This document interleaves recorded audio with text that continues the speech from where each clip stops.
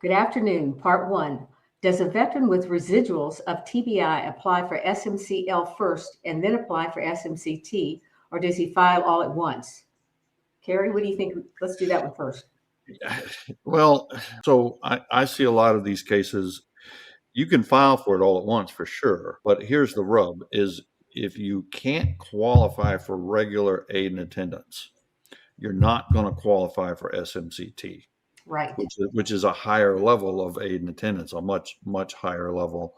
I get a lot of intake cases where people with TBIs think they qualify for T. Maybe just they're rated 100% and they think they qualify for T. T is not easy to get. And if they've denied A&A, a regular A&A, then I would say, yeah, you've got to fight for that regular A&A, because if you can't get that, you're not going to get T. But if you haven't filed for any and you think you qualify, yeah, you can do it all at once. But I just see in the appeals most of the time, unless a vet comes to us and they've already got A&A and they've expressly denied SMC-T, then you kind of, that kind of narrows it down. But if they're 100% and they're fighting for something higher and they don't have A&A, then I see, yeah, you usually have to get A&A, because if they don't grant that, you're not going to get the SMC-T. Right. And that's what I do, Carrie. I want to get the A&A.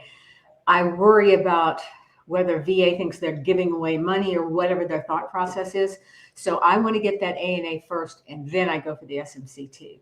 Yeah. I'm with you. I think that's a much easier way to get what the veteran deserves. Yeah, and you've got to, depending on who's arguing the case, or if anybody's arguing the case for you, I mean, if they grant regular A&A and it's for a TBI, Yes. then you already have a much stronger argument for T, just because you no longer have to show that the care you need has to come from a medical expert like a nurse or something, which since the courts removed that criteria. But it also blurred the line a little bit between, well, where does regular A&A stop and SMC-T start?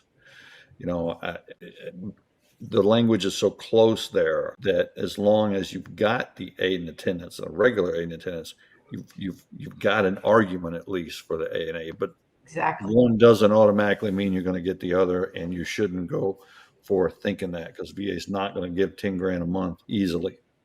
Right. They don't want to give $123 a month easily. Yeah.